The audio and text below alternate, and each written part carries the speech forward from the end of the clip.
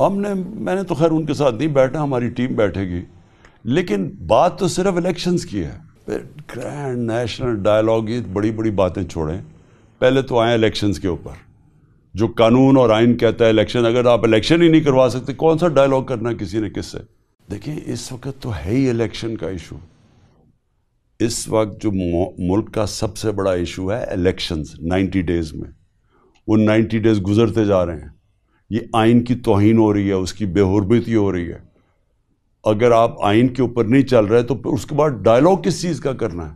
نہیں وہ تو چھوڑے نا. اگر ایک دفعہ ابھی تو امیجیٹ چیز ہے کہ 90 دن میں ہوں گے یا نہیں ہوں گے، آئین جو کہتا ہے. تو اگر یہ نہیں ہوں گے تو پھر اگر ادھر سے نکل جاتے ہیں تو پھر اکتوبر بھی کیوں ہوں، پھر آپ کہیں گے اگلے سال بھی کیوں ہوں.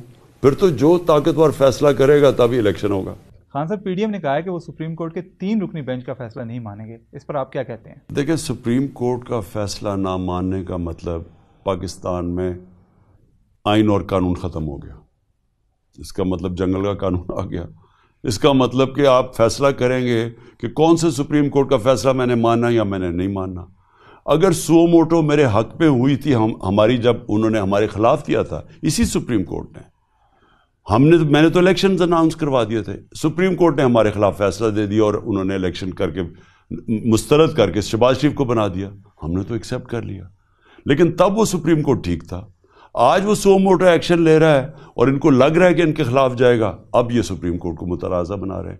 یہ ان کی تاریخ ہے. سجاد علی شاہ کے کورٹ پہ اٹیک کیا، اس نے کنٹیمپٹ لگا دیا، عدالت میں اٹیک کر دیا، پھر وہ رشوت دے کے ججز خرید لیے. تو اس کی تو تاریخ ایسی ہے. ہم کھڑے ہوں گے اپنے آئین اور قانون کے ساتھ.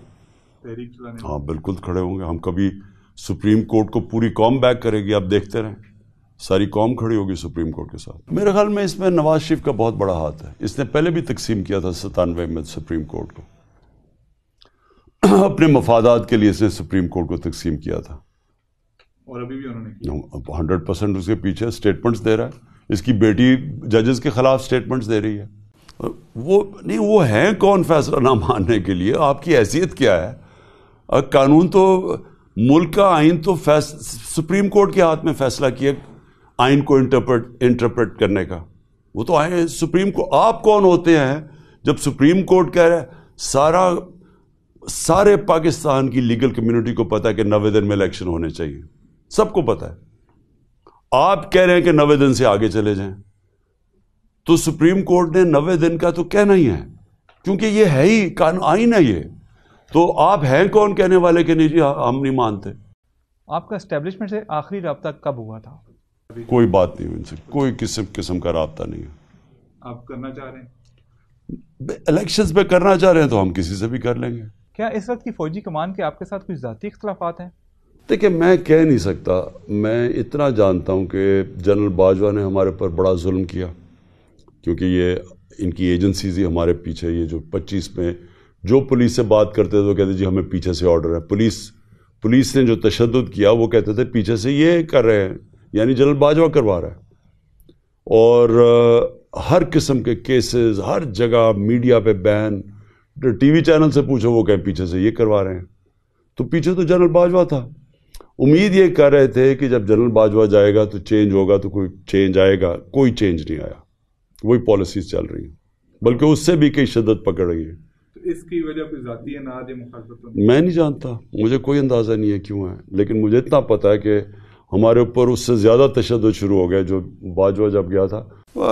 میرے خیال میں جنرل باجوہ نے بڑا گندا رول پلے کیا. اس نے حسین حقانی کو ہائر کیا ہوا تھا اور ہماری گورنمنٹ کے پیسے سے، اور وہ میرے خلاف وہاں پوری کیمپین چلا رہا تھا اور کہہ رہا تھا باجوہ بڑا پرو امریکہ ہے اور عمران اینٹی امریکہ ہے.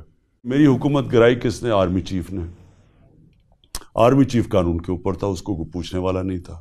وہ سازش کرتا رہا اور آخر میں آ کے اس نے یہ ان لوگوں کے ساتھ مل کے، اور ساتھ پھر اس نے امریکنوں کو بھی میرے خلاف کر دیا.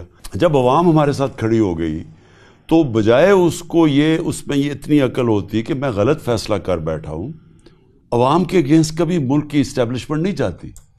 وہ جا کے ہمارے خلاف ہو کے اور ان کے ساتھ کھڑا ہو گیا جن کی وجہ سے عوام ہمارے ساتھ آئی تھی. یعنی یہ جو اوپر جرائم پیشہ لوگ آ کے بیٹھ گئے ہیں جن کے اوپر 1100 ارب روپے کے کرپشن کیسز تھے، جب وہ ان کے ساتھ کھڑا ہوا تو قوم بھی اور فاصلہ ہو گیا ادارے میں اور قوم کے اندر بھی. میرے خیال میں ہمیں انہوں نے سیٹیں ہماری کم کروائی تھیں اور ان سیٹوں سے ہمیں کنٹرول کرنے کے لیے انہوں نے ہماری سیٹیں کم کروائی تھیں. میں 2018 کی بات کر رہا ہوں. ہمیں بالکل ہمارے خیال میں انہوں نے ہماری سیٹیں کم کروائی ہیں. ہمیں کوئی سیٹیں زیادہ نہیں ملی تھی. ہمیں وہ سیٹیں نہیں ملی جو ہمیں ملنی چاہیے تھی. آپ کی پارٹی کا یہ دعویٰ ہے کہ آپ کے سوشل میڈیا کے کارکن جو ہیں وہ اغوا ہو رہے ہیں. ان کو کون اغوا کر رہا ہے اور ان کے ساتھ کیا ہو رہا ہے؟ کیا آپ نے ان کارکنوں سے پوچھا ہے جو واپس آئے ہیں کہ ان کے ساتھ کیا ہوتا رہا ہے؟ اظہر ماشوانی کو 7 دن کے لیے ابڈکٹ کر کے لے گئے اور ہمیں پتہ کون لے کے گیا. نہ ایف آئی اے لے کے گئی نہ پولیس لے کے گئی. ہمیں پتہ ہے کون سی ایجنسی لے کے گئی.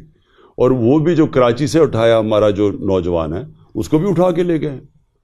اصل میں ان کو خوف آ گیا ہے کہ ہمیں انہوں نے میڈیا میں تو بین کر دیا.